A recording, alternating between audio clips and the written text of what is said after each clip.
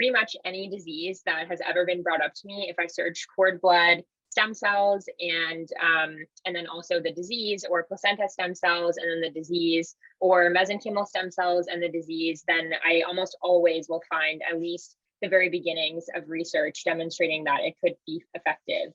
So there's usually like some white paper in PubMed that illustrates that, that it would be really potent. So I think the idea is, although it's not FDA approved across the board, there's really early research and it's constantly advancing. So even this past February, the third person ever was cured of HIV using cord blood stem cells. What? Yeah. That's so cool. Yeah, and it's just crazy to speak also with people that are so close to the science, because they just see breakthroughs all the time.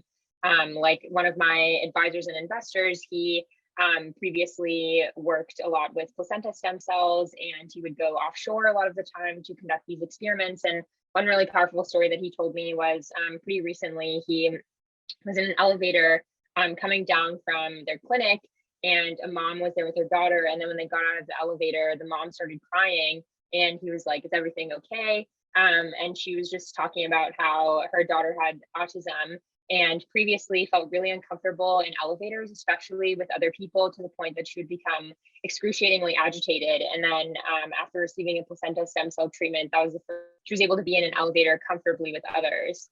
Oh my gosh, Kathryn, welcome to the Root Cause Medicine podcast. I am so excited to interview you today.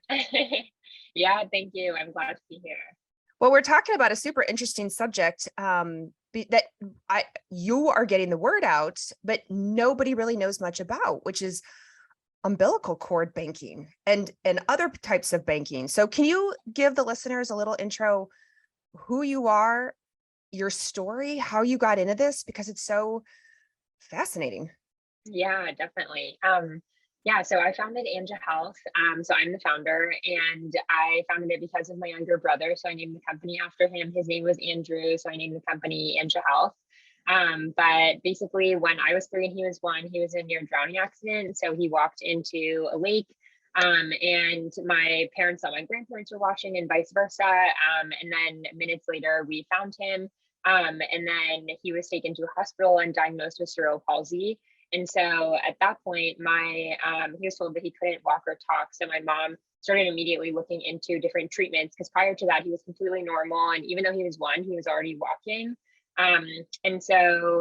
She was looking into like naturopathic medicines, and she went to China and was trying all of these things.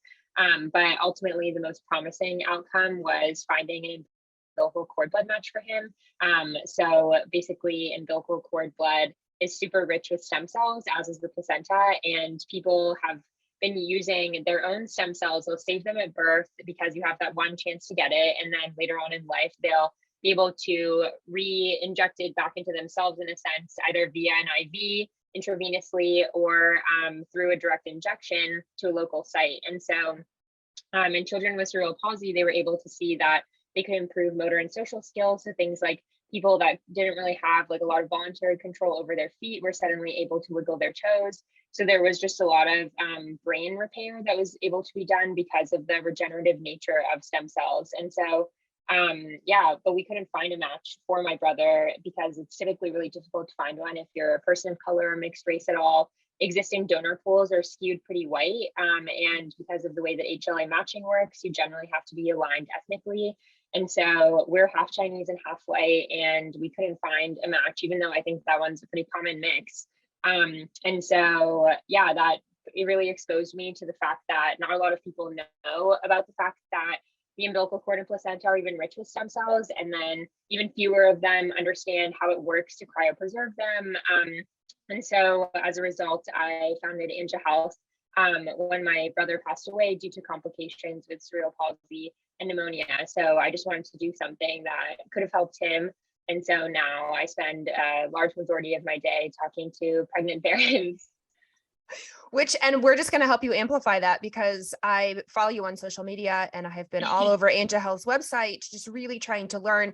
And what's even more fascinating to me, and just what I love, is all the either current or wannabe pregnant families moms that reach out to you and say, have all these questions. And, they're like so Yeah. excited and so curious. I'm reading your DMs, not your DMs, your comments. And I'm like, okay, yeah, so we need to get this out there more. So for those who are hearing this, maybe for the very first time, they've no idea what we're talking about. Can you explain, like, what do you mean when you say cord blood or cord tissue or placental stem cells? I know Yeah.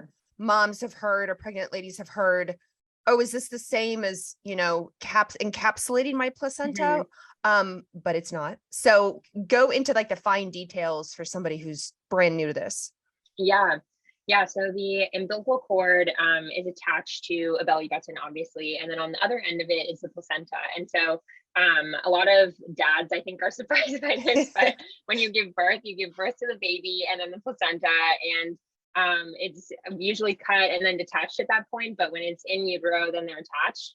And so, yeah, what we're talking about here is the umbilical cord blood. So the blood inside of the umbilical cord that flows between the placenta and baby while in utero.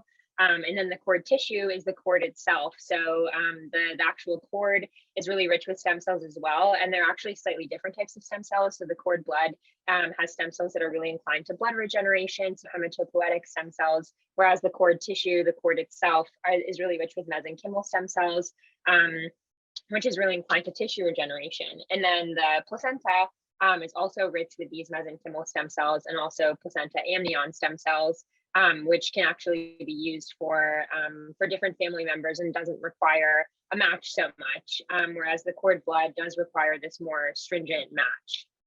All right. So before we get into the how you bank it, why bank it? Right? Like what conditions, diseases? You've mentioned cerebral palsy with your brother, which would have been extremely helpful. But if somebody's listening to this and they're like, why would I even consider doing that? Show them the future of how it could help. Yeah, definitely. Yeah, I mean, I think it's interesting because there's a list of FDA approved diseases where they've gone through like the full gambit of clinical trials and such. And so those include lymphomas, solid tumors, inherited red cell abnormalities, leukemias, and inherited metabolic disorders and things like that. So there's about 85 diseases on that list. But pretty much any disease that has ever been brought up to me, if I search cord blood, stem cells, and then also the disease, or placenta stem cells and then the disease, or mesenchymal stem cells and the disease, then I almost always will find at least the very beginnings of research demonstrating that it could be effective. So there's usually like some white paper in PubMed that illustrates that, that it would be really potent. So I think the idea is, although it's not FDA approved across the board, there's really early research and it's constantly advancing. So even this past February, the third person ever was cured of HIV using cord blood stem cells. What? Yeah. That's so cool. Yeah, and it's just crazy to speak also with people that are so close to the science because they just see breakthroughs all the time. Like one of my advisors and investors, he previously worked a lot with placenta stem cells, and he would go offshore a lot of the time to conduct these experiments. And one really powerful story that he told me was pretty recently, he was in an elevator coming down from their clinic, and a mom was there with her daughter. And then when they got out of the elevator, the mom started crying and he was like, is everything okay? And she was just talking about how her daughter had autism and previously felt really uncomfortable in elevators, especially with other people, to the point that she would become excruciatingly agitated. And then after receiving a placenta stem cell treatment, that was the first time that she was able to be in an elevator comfortably with others. So yeah, so I think there's just a lot of really constantly advancing science in this area. And I think the beauty of keeping your own stem cells is that there really isn't any consequence to using your own stem cells, because in the normal healthcare system, I think a lot of people think like, oh, well, if it was that effective, why doesn't this happen all the time? But the truth is there that if people try to find someone else's cord blood stem cells, like we did with my brother, then there's always the chance of rejection, similar to an organ rejection after a transplant, because it is a transplant, a stem cell transplant. And so in that way, it becomes potentially dangerous and can open up a lot of bad doors. But if you're keeping your own and using it on yourself, then there is no consequence. So actually, let me ask you this question, because the idea of stem cells has really grown in like the orthopedic world. You'll see, oh, if you've got a bum knee, you know, your osteoarthritis in your knee or your shoulder or whatever, come get stem cell injections. But obviously that person probably it's not from cord blood, or it's not like something that they've saved, because this is a newer thing. And most of the people going to get maybe their knee injected are in their 40s or their 50s, or, you know, older. And so is that different? How is this different? Are they using somebody else's stem cells? Are they harvesting their own, like out of their own fat or something for stem cells? How is this different? Yeah, I think people have done a variety of things. I think typically they turn to organizations like Be the Match and try to find a donor. So at Be the Match, they do cord blood stem cells, but they could also do bone marrow stem cells. Or people have also extracted stem cells from their own spine. Or like femur to get it from their bone marrow. So yeah, like I know someone that they extracted stem cells from his spine and they were able to use it in his knee because he at 19 was developing like early stages of arthritis because he was a long distance runner. And so yeah, in those cases they could potentially get it from themselves. But in cases where the rest of their body it has an ailment, then it's just not possible. And so if somebody's listening right now and they are currently pregnant or looking to get pregnant and they're like, oh my gosh, I need to do this, what's the process? Is this like an automatic thing set up in hospitals, or like, is this becoming more commonplace now, or are you still having to do a lot of education on how to have somebody collect and maintain Yeah, everything? I mean, I think yeah, we've definitely come across physicians who are less familiar. Usually they've seen it at least once. But for instance, like a few days ago, we had a physician call us and ask if the cord blood bag was still viable because he thought that it was leaking, but in reality, it was just condensation from like temperature changes. And so, yeah, like in those type of cases, like he was just a little bit confused because it was just a little bit foreign to him, but he had done it before. So yeah, I think education is something I'm definitely always working on, especially with physicians and such, because they can really be advocates for it. But for the most part, I've never come across a physician that's never seen it. Okay. All right. So with your company, with Anja Health, what's the process? Somebody's listening and are like, sign me up. Yeah. What do they do? Yeah, for sure. Yeah. So they can sign up on our site. So very similar to just getting like any kit or even like a piece of clothing, just an e-com process. And then we ship a kit to their home, and the kit contains all the materials that they need for collection. And it's also, the kit itself is the box that they'll ship everything back to us with. So there's insulation inside and gel packs to help maintain room temperature and such. And then there's a cord blood bag, a small jar for the cord tissue if they choose to bank that, and then a small jar for the placenta if they choose to bank that, and then 4 vials to collect a sample of the mother's blood, which we screen for disease. And so they can just keep that at room temperature. We typically send it 2 months before their due date if they sign up way in advance. But if they sign up closer to their due date, we send it right away. And we've sent like even emergency kits when people sign up while they're in labor. And so, yeah, they just can bring that with them to birth and then let a nurse, midwife, or physician know. We try to get in touch with the physician beforehand. But if not, we also have something that they can forward their nurse or midwife or physician. And then there's a copy inside of the kit as well. And so it contains picture instructions with how they can do the entire collection, but it's pretty easy and foolproof generally. So you just stick a needle into the umbilical cord vein, which is pretty prominent. And so you just stick it in, watch the blood flow, and then tie it, and then you can cut the needle off and put it in inside of the kit again. And then you can cut about 6 to 8 inches of the cord tissue and then the placenta and put those into jars as well. And then afterwards, parents call us. So we ask that they call us within about 6 hours of birth, and we will come and pick it up from wherever they are in the United States. And it comes to our lab in New Jersey. And then once you get it, what do you do with it? Yeah, so once we get it, it's processed. And the whole process takes about 48 hours, but we process it manually. So we're able to extract slightly more stem cells than this other type of processing called automatic processing. And so the automatic processing just kind of puts it all through a machine and gets stem cells that way. But because we do it manually by hand, we're able to extract more stem cells and just be more conscious of the process, especially if the cord blood volume is really low. And so in that case, it's especially important that we're extracting as many stem cells as possible. And from there, it is placed into a vapor nitrogen tank. And then that's where it's cryopreserved. So pretty similar to freezing eggs or sperm or embryos. And how long can it stay frozen? Yeah, I mean, there isn't too much research that demonstrates that it deteriorates over time. So the longest sample that's been stored is about 25 years. And they haven't been able to notice deterioration really. Okay. And then now let's say years have gone by and the person needs it. So then what is your process for, I need my stem cells? Yeah. Yeah, so they just need a physician that's able to receive them. So typically, like a physician will refer out to a stem cell clinic, and then we can ship it to that clinic, and then they can process it in whichever way they would like in order to administer the treatment. But in theory, if they have this like stem cell clinic ready to receive, then it should take just a few days. Oh my gosh, that's amazing. And of course, I have to ask and it's a hot topic, as you know, with stem cells. Does any part of your company, are you doing research? Are you selling stem cells for research? Can people volunteer to donate some stem cells to things? Or is it like, nope, it's your stem cells. They get cryo frozen and we never touch it?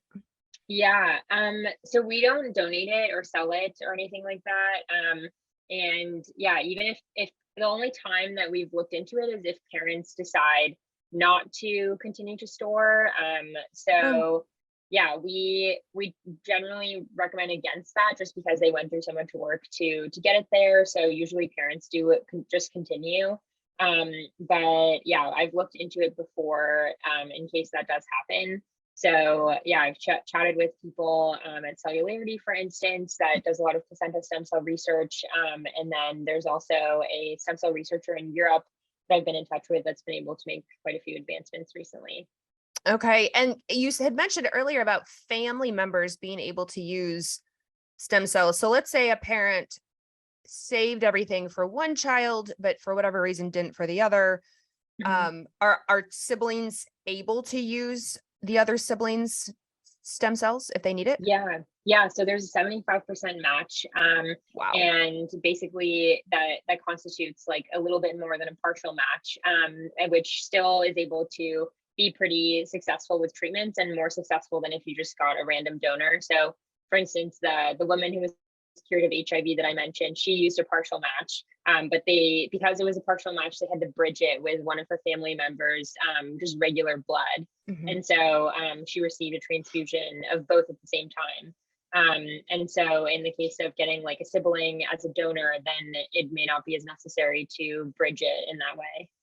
So I have read before on your site about parents will ask, should I bank for all of my children? Like I'm pregnant with my first, but we plan to have more. Should they do you recommend banking everybody, or like 75% is really pretty close enough? We'll just do one Yeah. and call it good. Yeah, I mean, I recommend banking for everybody just because you never know what could happen. And already we've had like people reach out to us inquiring about using their own stem cells. So, and usually it's not even for the child themselves, just because they're generally pretty young at this point. But it'll be like the mom's like brother got into a car accident and has these like spinal cord issues, or like a stepson has leukemia, or like the grandfather suddenly developed arthritis. And so I think there's just like a slew of issues that could potentially happen. And I think it's not, I think one misconception about cord blood stem cells is that they're used only in the worst case scenario, but I think that there's really an opportunity to use it even in not the worst case scenario, if it's even just like a minor sports injury or like acne treatments. People have used placenta stem cells to treat acne scars. So it's not just like the worst case scenario, but everyone, I really believe if you keep your own stem cells, they will be able to use it at some point. I'm so glad you said that. Actually, I'm really glad you pointed like just that statement out. It's not always the worst case scenario. Something Mhm. like acne, which can be maybe really tough emotionally on you, but physically Yeah. it's not cancer or something like that. But still to Yeah. know that your own stem cells could treat a variety of things, from Right. you hurt yourself, got a little, a bump, a boo-boo, all the way up to the worst case Yeah. scenario. And the research is only growing leaps and bounds. I mean, Hmm. when you look up, I'm not a stem cell expert by any stretch, but just me looking up in the big research library, PubMed, wow, it's all very recent. And I just think that's so exciting. Yeah, Yeah, and definitely. I do want to ask, because you had talked about you and your brother being of mixed race. And so Hmm. what do you educate for parents who are of mixed race? Like, I'm given that this is the whole point that you started this company, I'm sure you're like, look, Yeah. you really should bank. Yeah, yeah, definitely. Yeah, yeah. A lot of my TikTok content is geared solely to mixed parents, and I think even yeah, we've been able to see like a lot of our Latinx consumers as well. I think even if they like identify solely as Latinx, there usually is like some minor mix in there in terms of like they could be like the mom could be Mexican and the dad could be from Costa Rica. And so yeah, I think there's always some kind of like genetic predisposition in some way, where usually every family that I talk to has some sort of like personal connection to like, oh yeah, my family had this, or like my brother has autism, that kind of thing. Okay. And going back to the placenta, like I said in the very beginning, if a mom wants to encapsulate her placenta and bank it, is that possible? Or is it kind of one or the other due to the amount? Yeah. So we generally just ask people to choose one or the other. And so we've had people encapsulate and then they just bank cord blood and cord tissue. And then they can send off the placenta elsewhere. But usually I just try to have people do their own research on placenta encapsulation, because I think like I believe in Europe, it's actually banned to do placenta encapsulation just because it can potentially lead to infection in the mom, and then that could even transfer to the baby. And so, yeah, I just try to encourage people to look at sources like evidence-based birth when they're considering things like placenta encapsulation, because it could potentially be dangerous. And you mentioned Europe. Are you solely in the United States right now, or are you international? Do you accept from all over? Yeah, yeah, from the United States. Okay. All right. Because I'm sure people listening internationally are like, wait a minute, I'm pregnant. I want to do this too. Do, Yeah. do you have plans to open up to international? Yeah, definitely. Yeah, I mean, I think we're laying the grounds for Canada and such. I think that would probably be next. And then we can definitely consider international. A lot of the partners, they've served international before. So yeah, I think it would be possible. Okay. And then the obvious question as we start to wrap this up, but like, why isn't this required at birth? Like, what are the Yeah. hesitation that maybe hospitals are having or OBGYNs are having to not say, we strongly think, or it's required that you bank because of the so many uses you can use for it in the future? Yeah. Yeah. I mean, like I've read a lot of studies about, oh, the chances that you use it could be really slim, but I think that's just because they look at the 85 diseases that are FDA approved, and the chances that you would get that, which definitely like would be more slim. But I think when I talk about it, like it's sort of like you could also use it for a variety of other things that are not FDA approved. Like cerebral palsy is not FDA approved, but that clinical trial has been going on for years. And there's a lot of really strong evidence demonstrating that it could help children with cerebral palsy, or even the things like the acne treatments or HIV, that aren't a part of that list of 85, or even like in 2012, someone used cord blood to reverse their type 1 diabetes. Um, and the chances that someone gets type 1 by the time they're 18 is 1 in 300. So I think that alone just demonstrates that the probability that you could use cord blood stem cells, if you continue to be educated and engaged via community about what the real use cases are, then it's really much broader than just that narrow probability. But I think because physicians are always liable and such for the decisions that they recommend, they stick to the FDA approved list, and sort of see it that way. And then I think another thing is doing cord blood banking has only become commonplace in the past 20 years or so. So I find that physicians that have graduated med school in like 2010 or sooner, they are typically really open to this. Whereas like physicians that are closer to retirement, they feel kind of skeptical. They've only really heard about it in their continuing education credits, and just feel like uncertain and wary about recommending something that is newer to them. So I think it's just a matter of time. And I could see, I can understand if they're just looking at the 85 FDA approved, but we are in 2022. So if you're pregnant now in 2022, as we record this, and cross your fingers, like nothing happens for 18 plus years, like in your type 1 diabetes case, it was 18. So like the amount of research and FDA approval that's going to come out between now and 18 plus years from now is only going to go up. So while yes, right now there are only 85 approved, and a lot of it does tend to be worst case scenario, when you go to actually think about, oh, you know what, I actually kind of need this, or, I'm starting to develop this, or I'm starting to develop that, or I have developed this, or I have this issue. I wonder, even things like hair loss, like hair balding, like there's just things like that. And there's just more research coming out. And in 18, 20, 30 years, when you are an 18-year-old, 20-year-old, or 30-year-old, just the amount of research is going to be there for it. And you'll be ahead of the game. Your mom would have, already has stem cells waiting for you to help your situation. So, definitely. Yeah. A majority of that list of 85 has become approved over the course of the past 10 years. So I definitely think in the next 10 years, it'll continue to grow. Yeah. Which of course you're helping with the whole, thing, the whole process.